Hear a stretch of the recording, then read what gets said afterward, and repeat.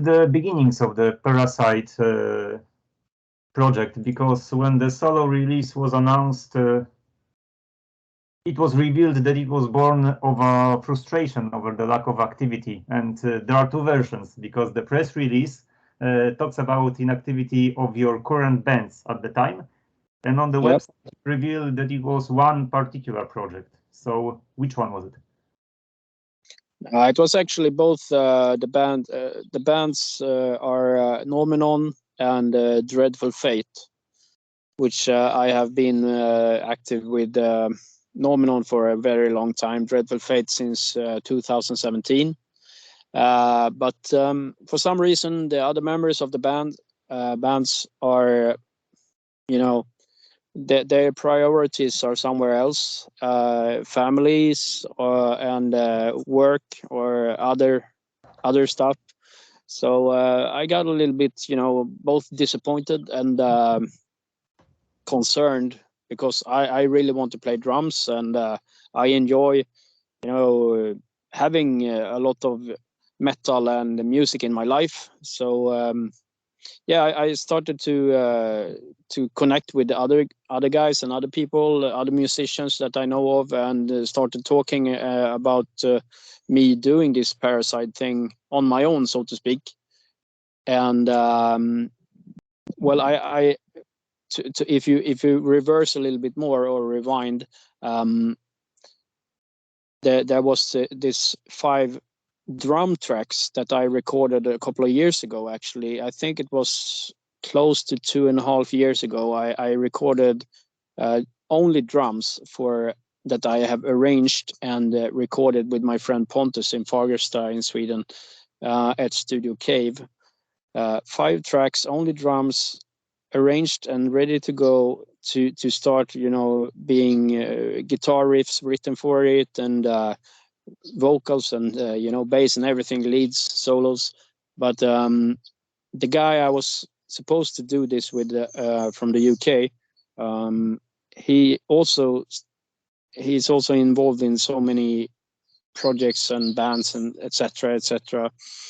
And he's not only doing musical stuff, he's more or less building cars, and he's very, very diverse in his art history.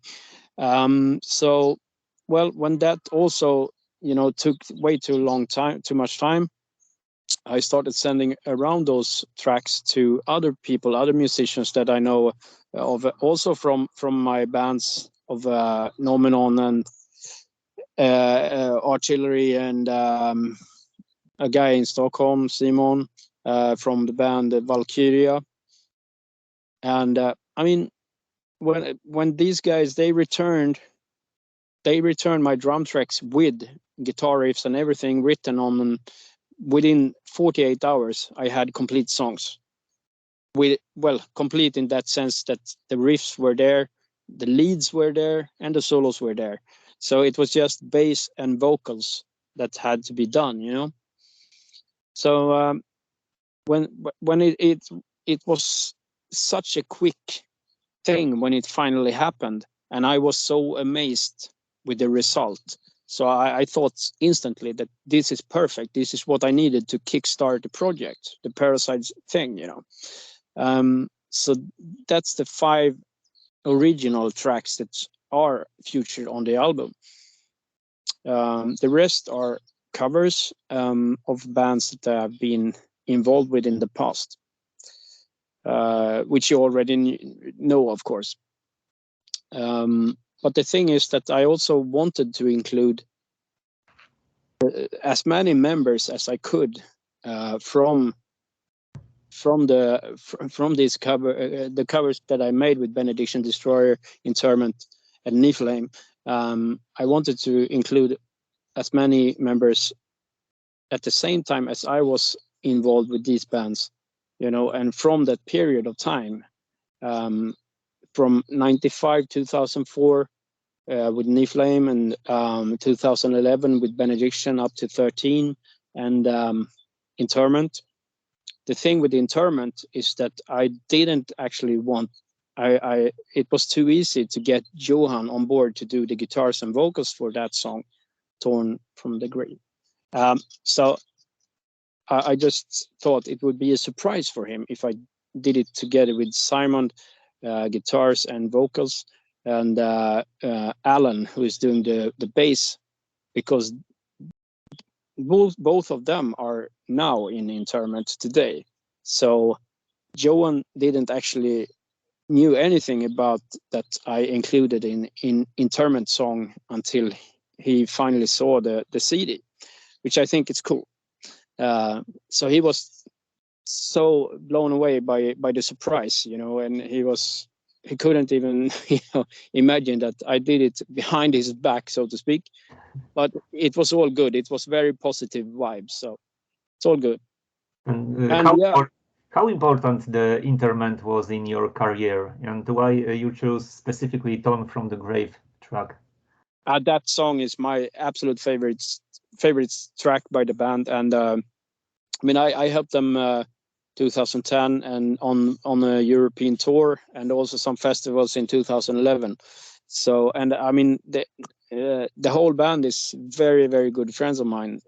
Also the drummer, Kenneth, I've known him for many, many years, and we hang out every time when we have the chance to do so, because we only live like 1.5 hours from each other. So it's the same with Johan and Simon and the whole band, so it's all good. It's just a good, it's always a good time when we get together.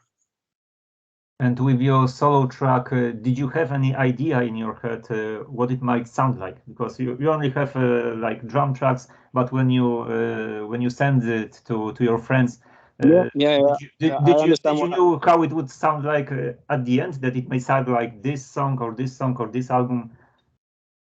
Yeah. I think I understand what you mean. The thing is that when I sent the songs, already when I recorded the drum tracks, I had some vision of how it should be, and even though it wasn't always like it didn't end up always as I thought it would end up, but it was actually better because it was more original in a way. I think it's the inexorable track, the second single that is already been released. That song somehow I felt ended up pretty much as I wanted to be. It's a combination of a lot of the. It's very trashy death metal in a way, even though it's like more to me. I would say it's more like a trash metal mixed with early Morbid Angel in a way.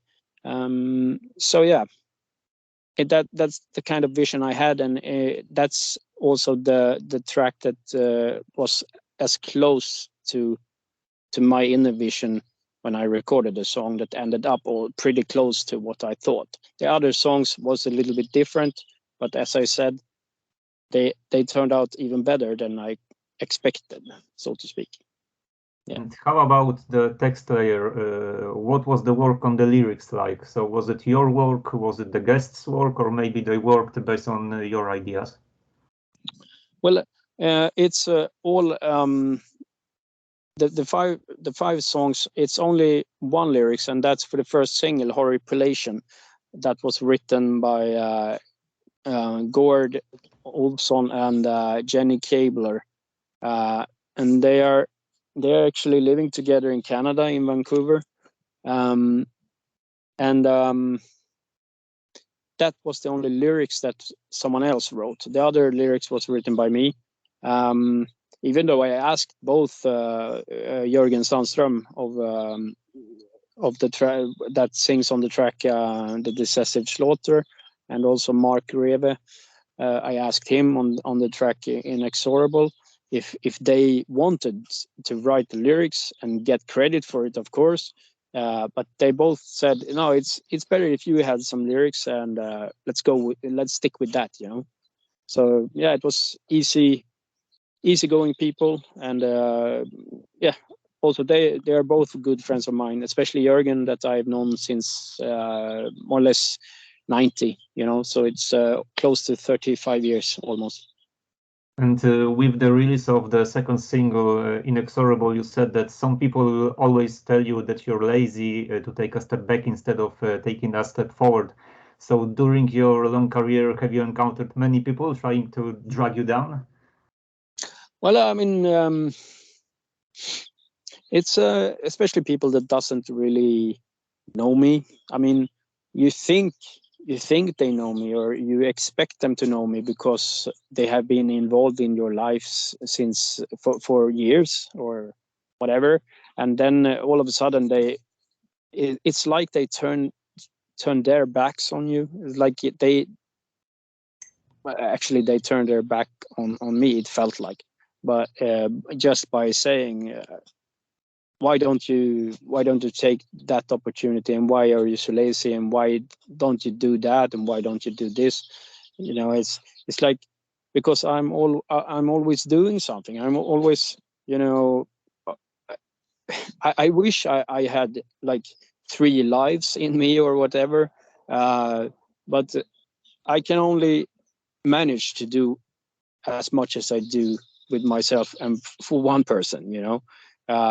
And I'm in a way amazed by these people that have turned me down and brought up these subjects with me, because it's like, how come they don't know me better? Because if you look at just musically, if you look at my, you know, biography and discography and everything, it's like it's all there. You can see it year by year by year by year. You know, it's endless. You know, and that says something about what I do, not for my living, but more or less like a hobby. You know, and I enjoy doing what I do, but I also work full time.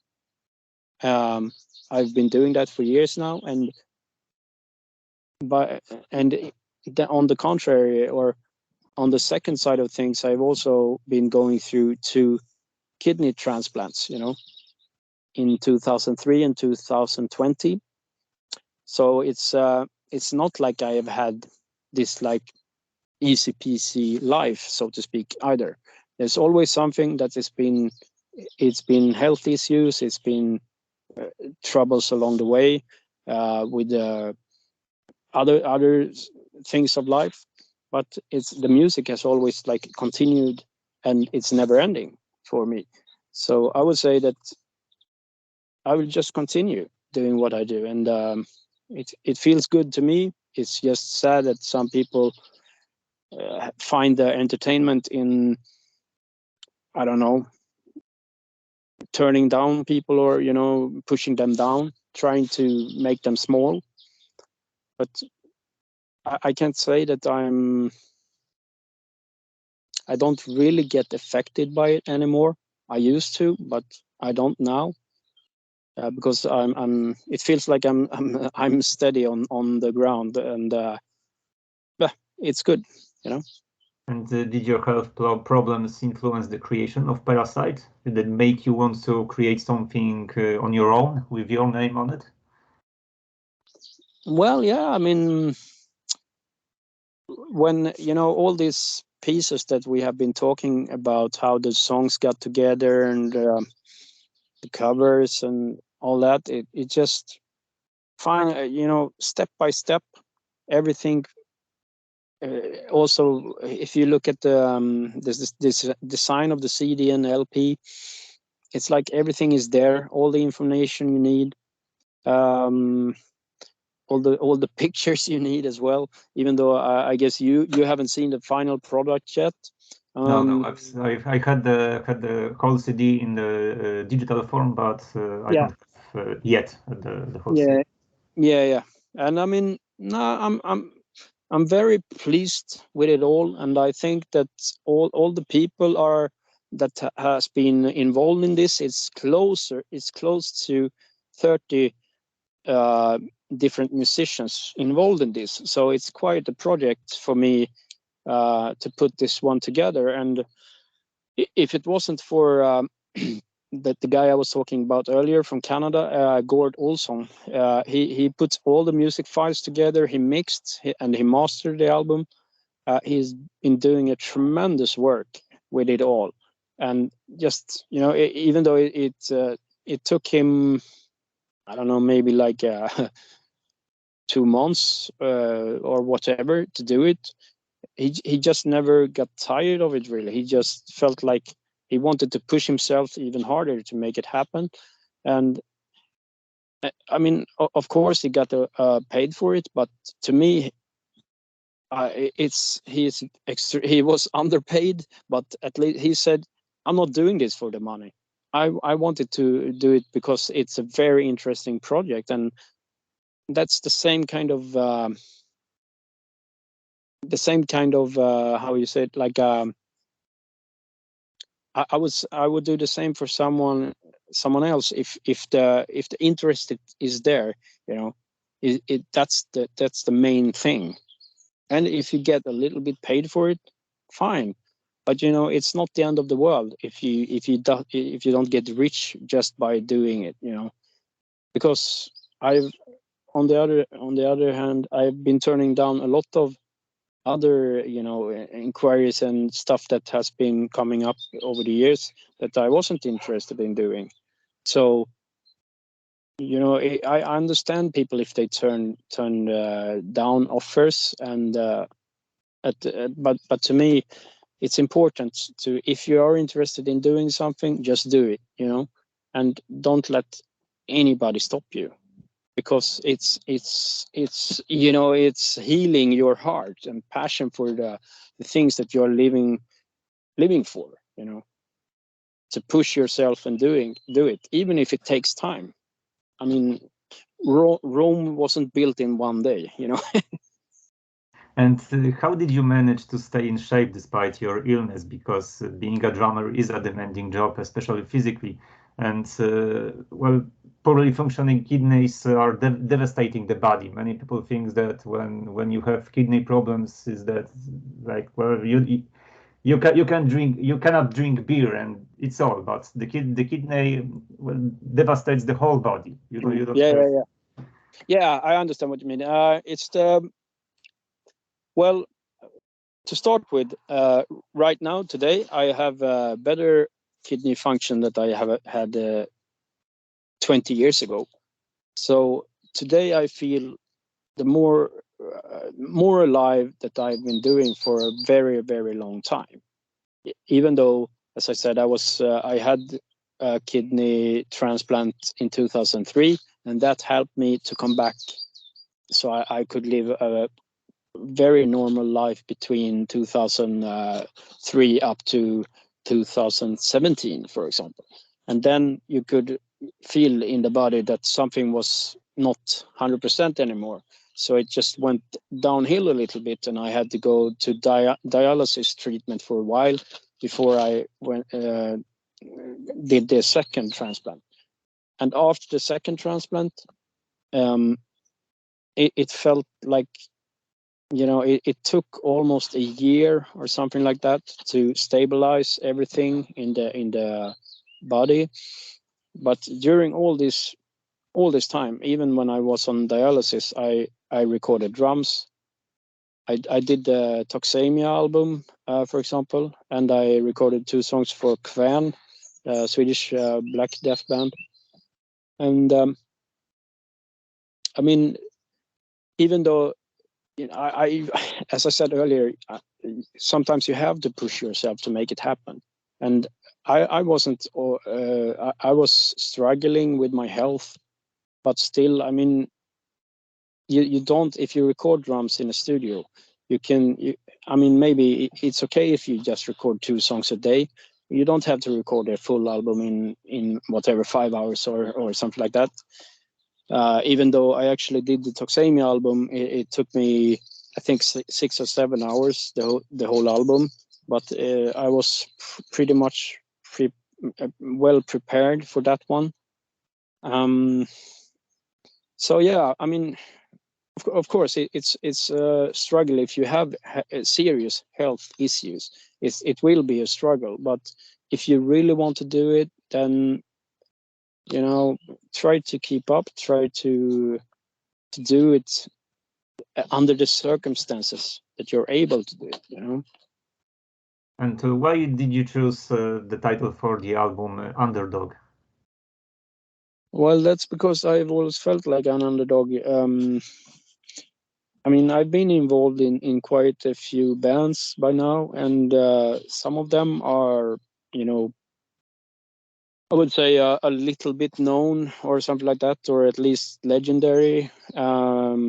But at the same time, I've never really lived on music. I've always struggling.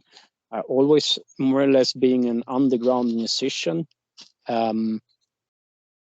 I have had regular jobs pretty much the whole way through it, so to speak. So that's the reason I feel like an underdog, even though a lot of people also, I mean, famous people that plays in famous bands has come up to me when they have seen me play and say that, who the fuck are you? You have such a passion for your instrument and how you perform your instrument. It's like, yeah, but it's just, this is just what I enjoy doing, and I appreciate to hear that people appreciate me, in my way of playing my drums, because I can't play any other instruments. I don't play guitar or bass or whatever. So it's my passion, and it's great that other people can see that I enjoy it. And were there any musicians you wanted to have on the album, but for example, they didn't have the time? One more time. Were there any musicians you wanted to have on the album, but for example, they didn't have the time to record their parts? Or Yeah. That's true. I wanted to have hang on. Yeah, I wanted to have the bass player Kobe Larsen from the band Volbeat. And he said he would do it because we actually recorded an album together in Denmark in 2000 and was that 17, I think, with the band Thorium. And he was with Volbeat already back then, but anyway, I contacted him, and because we have stayed in touch, and he said I really want to do it.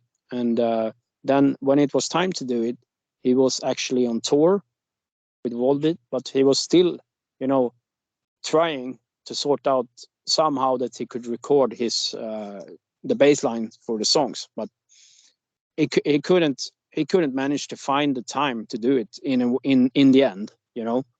So we just say, let's fuck it then. We take it next time.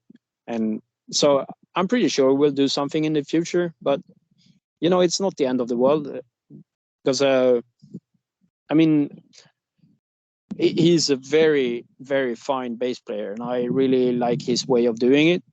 Even though I'm not a big fan of Volbeat or whatever, but it doesn't matter. He's a good musician and he's a good friend. Yeah. And among the guests, we can find Hellbutcher from Niflheim. So please tell our readers how one refuses to join such an iconic band twice, because he twice rejected the invitation to Niflheim. Oh, you mean? Oh, yeah, Niflheim. Yeah. Actually, if I'm not totally mistaken here, I think I had the chance to join the band 3 times.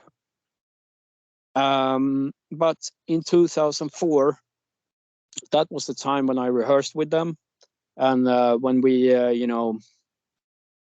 we rehearsed and we worked a little bit, and we just hang out really. And they say that we took some pictures, and they say welcome to the band. But since I was involved in the band in Aternum already back then, and we were going on tour at the same time as they had.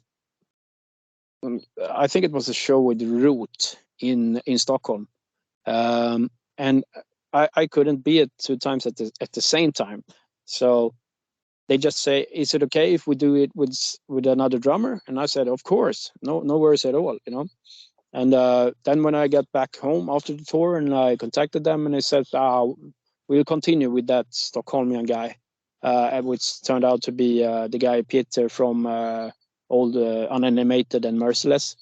So yeah, I mean, shit like that happens. And then in when was it? I think it was in 2008 or something like that.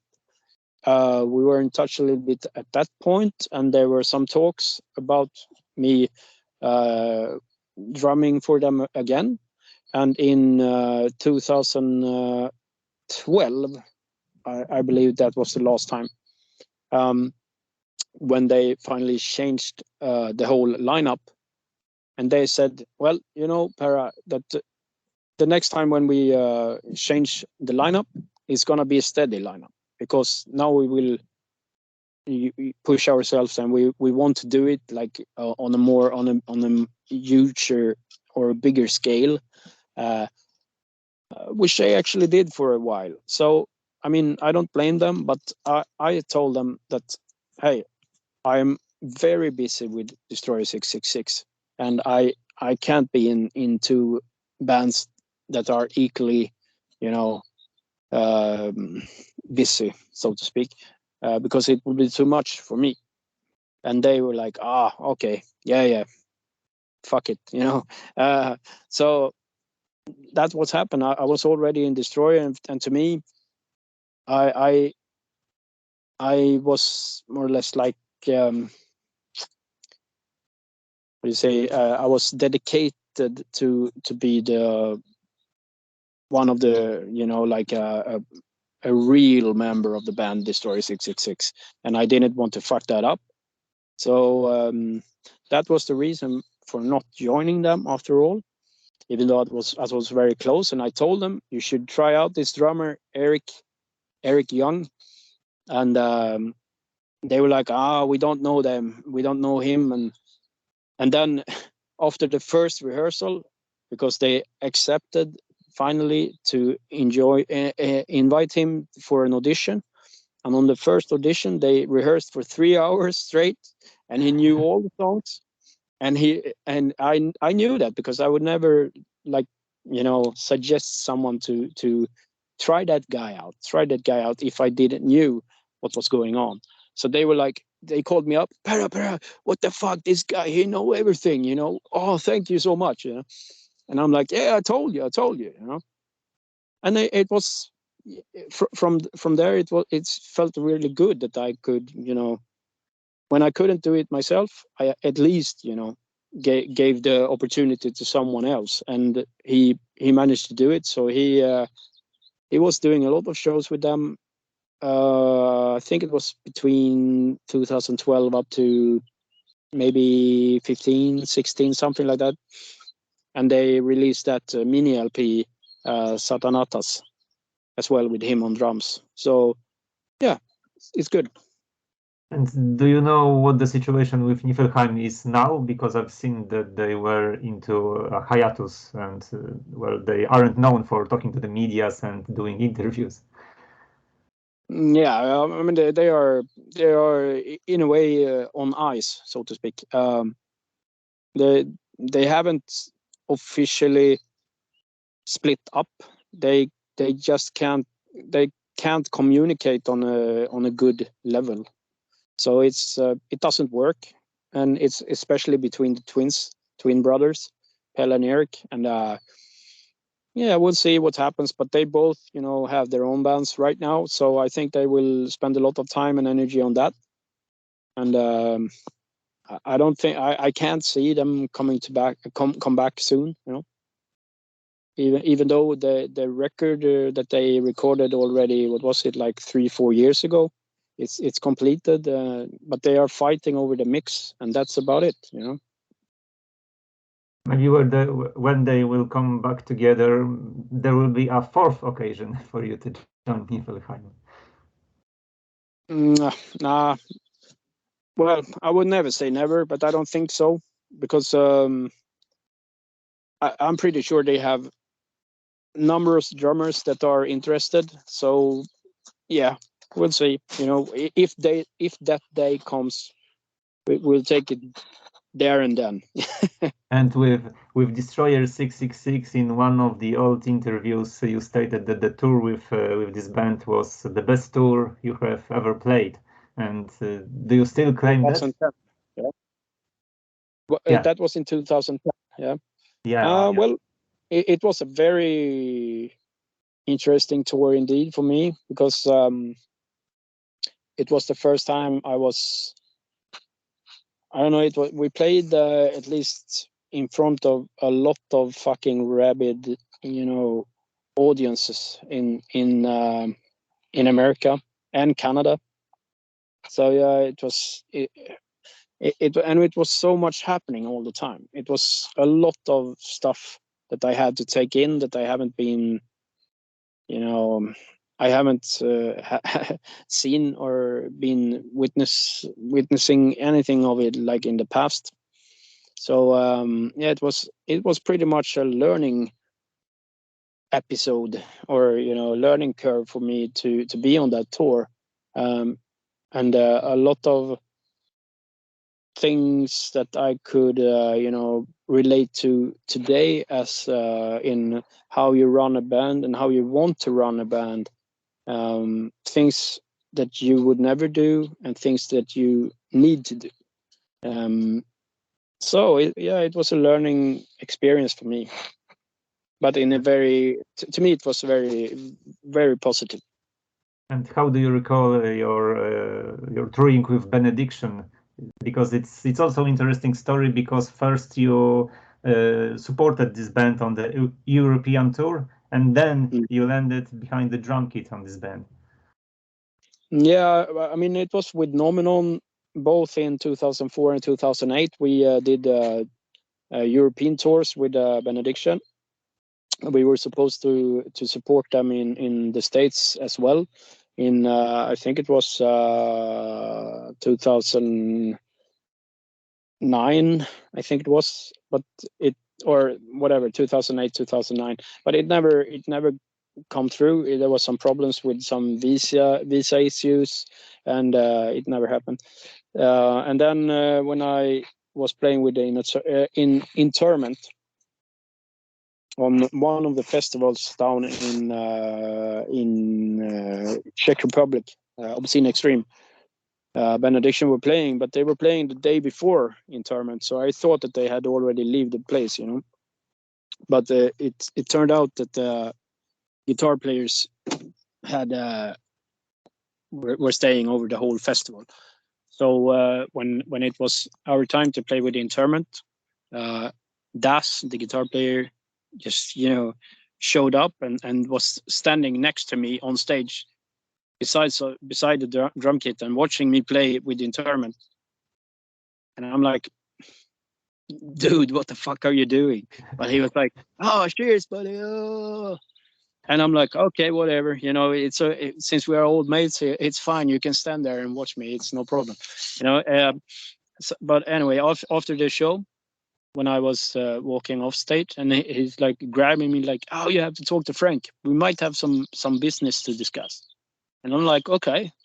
And he didn't told me anything more. So I was like, okay, I have to talk to Frank then. And because they had Nick Barker on drums at that point. But it turned out that he was always so busy with other bands and out playing. And since he's such a very qualified and good drummer, I'm not expected. And he's a very nice human being as well. So it turned out that when it was time to do some festivals in Germany and some other shows around in Europe and also the States, they picked me up and said that we want you to be our drummer. And actually there was some some talks about that was in 2012, I think it was, when Das played some new Benediction stuff to me, and I said, "Oh, this is fucking really good stuff. You know, you should put out a new album. You should record this and make it proper." And he's like, "Yeah, but half of the band doesn't want to do it, more or less, you know, because they keep saying that it's the people, they just want to hear the old stuff anyway, so why put out a new album?" And I'm like, "You fucking retards, you know," because I mean, seriously, Benediction, they are one of the coolest UK bands for me. And if you enjoy the rawness, the filthiness of the underground metal scene and extreme stuff, Benediction they're right there. They have such a good riff base, and I just like pretty much everything about them, you know. And I always been doing that. So, and I keep telling them that, look at Motorhead, you know, they are recording albums and they are releasing albums every at least second year, and they tour in between, and that's what a good rock and roll band should do. And they're like, "Oh yeah, but it's just nothing happened." And so after the US tour in 2013, it felt like, you know, there wasn't a good vibe in the band at that point. And I felt like I was only a session member anyway, because they, as I said, Das wanted me to record some drums for that kind of, you know, new material, but it just never happened. And after that US tour, and there was some festivals that we were supposed to do in Europe, 2013, but I felt like, nah. So I actually said that I'm not going to do it, and they were like, "Oh fuck, okay, well, we don't have a drummer then." So that's how it ended, more or less. But for some reason, there was never really like hard feelings between us. I'm still in touch with the guys more or less on a weekly basis, so it feels good. And to me, Benediction will always be a really good band. And I mean, look at them now. I mean, now they have changed some members and they put out a new album, which is fucking killer, you know. So yeah, I'm very happy for them, and I think they are happy for me too now when they could participate on the Perracide album, recording 2 Benediction covers that are 2 of my favorite Benediction tracks. And on the album, we also have a tribute to Nasum. So, how did you felt returning to this song? Yeah, it's been a very long time. I mean, that was 1995, so it's close to 30 years ago. But I mean, we grew up in the same kind of close metal community in Örebro, in Sweden, and I mean, I was a member of the band Altar, or at first in already earlier in 1991. Well, not 91. I quit in 90. But after Altar, I joined Suffer, and when Suffer played, Anders and Mieszko, who was in Nasum, was always like hailing us, like supporting us, and saying, especially my drumming was out of this world, and I was like, "Oh, thanks, guys! So really cool to see you and to catch up and to hear you guys saying that." And then in '95, when they were looking for someone to play drums for them, because Rickard Alriksson, who was playing drums and singing for them at that point, he wasn't interested in playing live. So they hooked me up, and I said pretty much straight away that yes, I want to do it. And now, when I think back,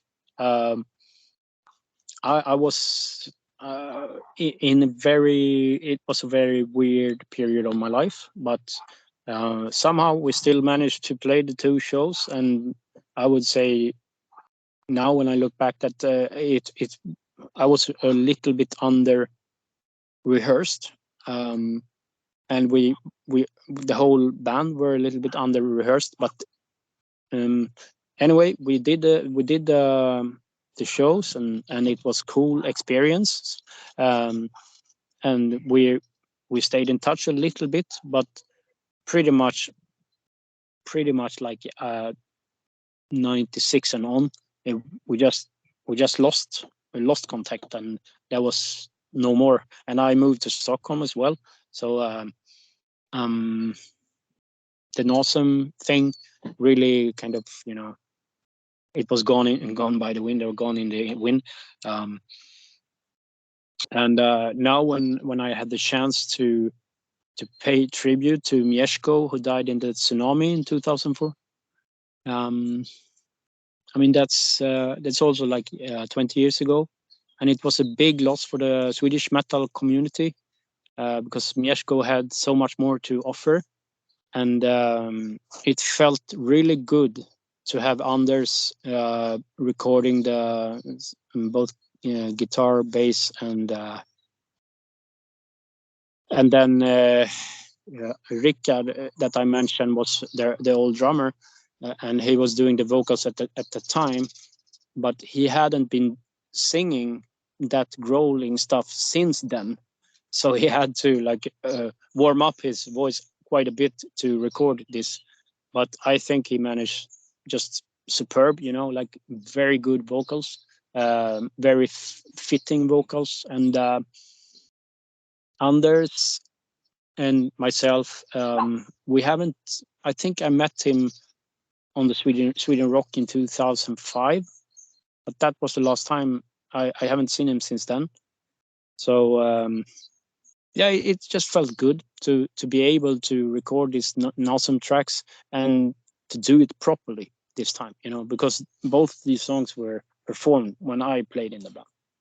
Yeah. And are you planning any performances as Perracide? Because I remember that on Sweden Rock Festival 2007, I've seen Fred Estby's project Necronaut, and he was like behind the drums, and all the guests were changing on the stage. So maybe something like that for Perracide. Yeah, I know what you mean. The only, well, I was actually there at that.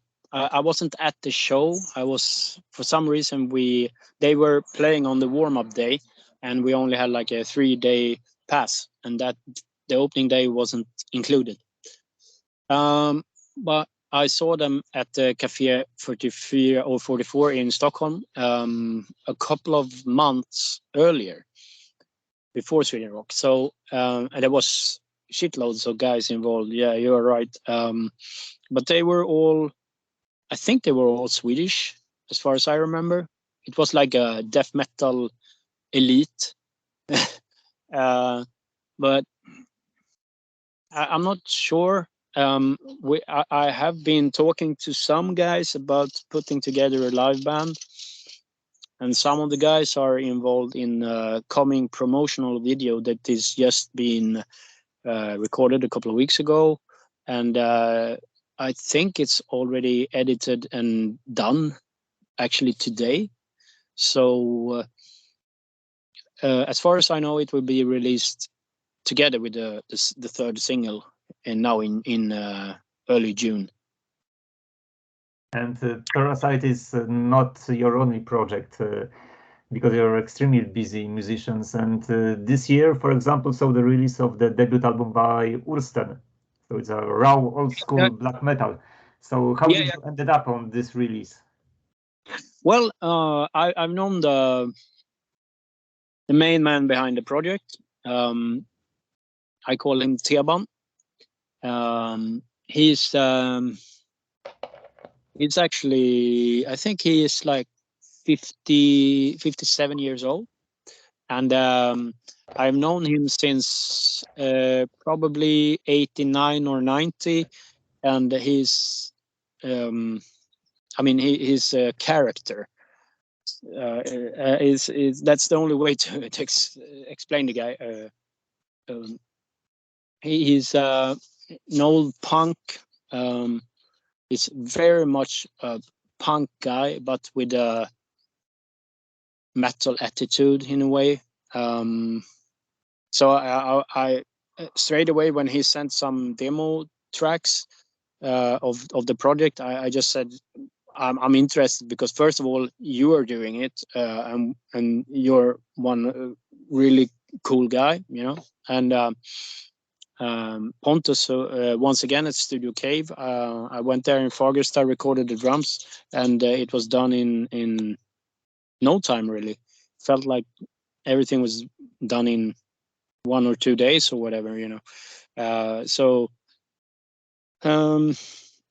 when the music was, well, the rest of the music, guitars, bass, vocals, and everything was recorded, I was like, wow, this is really cool. But it's very diverse and very different in a way, I would say, even though I know the black metal community might agree with me. But it's very old school, it's very primitive, and yeah, I'm really satisfied that I could participate, and also that we did. I mean, because me and Teban, we actually played in a band already back in '94. So it's 30 years later. Now we finally, did this together. So I keep coming back to this, that a lot of people on this album, Perracide album, it's like family, it's a lot of old friends that are doing and playing, recording metal together. So yeah, he also helped me with the Horripolation video, because he's all this crashed car. I don't know if you have seen the lyrical video for it, but that's a lot of crashed cars and everything, and he was filming that, all the crashed car that's his. So yeah, it feels good to do stuff and music together with old friends. And of course I was doing the Ursten stuff, but not on the second album. He gets someone more local, and so I'm not involved in that anymore. That's okay. I mean, as you said, I have tons of other stuff. I'm going to record drums for a brand new Dark End album as well, now in during the summer. I think it's 9 tracks, and it's just death metal with a difference or whatever. It's old school stuff, but at the same time it's a bit more diverse, I would say, if you compare it to, let's say, like Old Dismember and Entombed and stuff. Yeah, so we'll see what happens. Yeah, I'm gonna see Tobias from with Grave next week in Gdańsk, because they will play at Mystic Festival. And you also have with Tobias Saints and Sinners, right? Because he plays with you. And so when we gonna hear the next cover with Saints and Sinners? Well, we actually have recorded a cover, but it's not completed yet, and that's basically because all the members are so busy with other stuff.